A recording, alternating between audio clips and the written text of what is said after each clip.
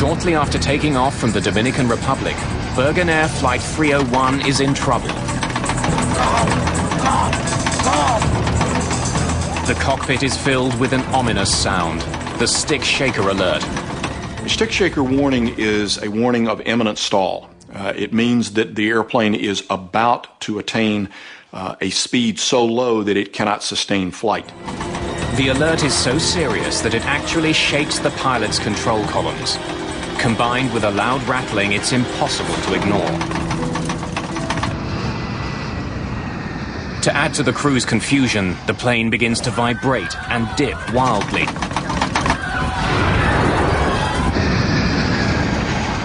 I'm sure every passenger on the airplane knew something was unusual because the aircraft started to shake in a very violent maneuver. It's not the only problem the crew is facing. ADI! The attitude deviation indicator is basically a round gauge that on this airplane is a screen, but it's blue on the top and brown on the bottom, and it shows not only the pitch of the airplane, but also roll. On the gauge, blue represents sky. The more blue, the steeper the climb. Right now, it's showing that the plane's nose is pointing dangerously high. Then, more than 7,000 feet above the ocean, the plane rolls hard to the right and begins to plummet from the sky. From the time that the stick shaker activates, it is now going to require proper action from the flight crew to sort this out, or they will end up losing control of it. The window of decisions is closing on them, for if they let it stall completely, maintaining control of the airplane will prove to be very difficult. Captain Erdem struggles desperately to get his plane to climb. Nose down. He has just a few thousand feet to pull a 100-ton airliner out of a deadly stall. The less experienced pilots utter prayers and offer suggestions. Thrust! ADI! 301, squawk 377. Stand by. Air traffic control is still unaware that Flight 301 is in grave danger. The timing! What am I to do? You can level off. Our altitude's okay. The plane is falling fast. Okay, 5,000 feet. Captain Erdem is trying to fly a plane that's become virtually uncontrollable. Press levers, fast! Gegin pushes the throttles to full power, but it doesn't help. The plane spirals towards the sea.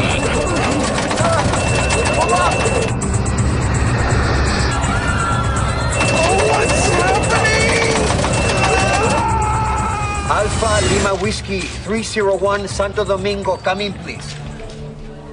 Alpha Lima Whiskey 301, Santo Domingo. Come in, please. Less than 5 minutes after takeoff, Bergen Air Flight 301 vanishes from radar. Come in, please.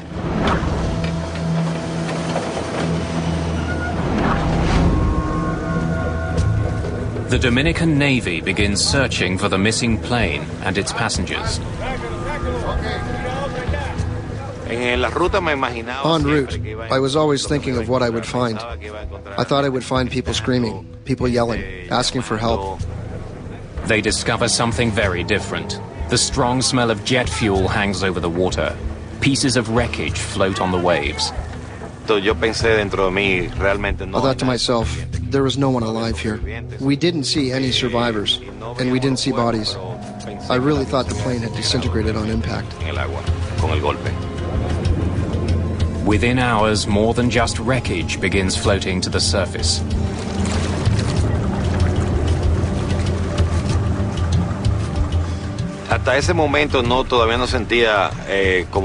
Around 5:20 in the morning, when the bodies started to come up, I did feel a great sorrow in my heart. I felt like I wasn't sure if I would have the strength to continue the work at that moment.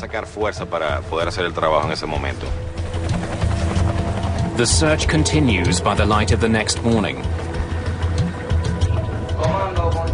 American and Dominican rescue ships scour a 1,300 square kilometer area for survivors. None are found.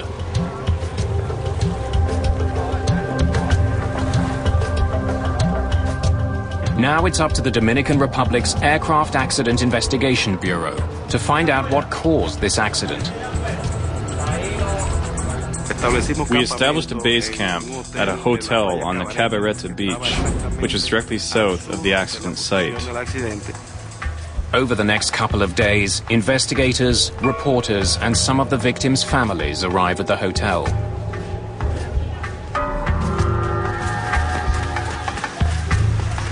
Nearby, evidence of the disaster reaches the Dominican shores. Wreckage and passengers' possessions are washing up on the beach. Even the smallest piece could be a valuable clue as to what caused the crash. The USA's National Transportation Safety Board agrees to assist the Dominicans with their investigation. Welcome to Dominican Republic. I'm Manuel Sufron. They send an investigator to Puerto Plata. We could see that this was going to take some international cooperation to get to the bottom of the event. Robert McIntosh will also provide support from the NTSB's Washington offices. Any signal from the recorders? This particular accident was the first major loss of a Boeing 757 in the water. There was added urgency because the aircraft was going into the livery of many American-operated airlines and on the market for the worldwide passenger service. In order to understand what had happened here, we only had one key. That key was the black boxes. Like all commercial airliners, the Boeing 757 carries a cockpit voice recorder that records all the sounds in the cockpit, and a flight data recorder that records a wealth of information about the plane's operation during flight. We've got underwater locator beacons on these recorders. They work for 30 days upon immersion. But the ocean where the plane crashed is over 7,200 feet deep. We needed to locate them before the signals faded, and we also needed to remove them before the data was damaged by salt water. So we were in a race against time.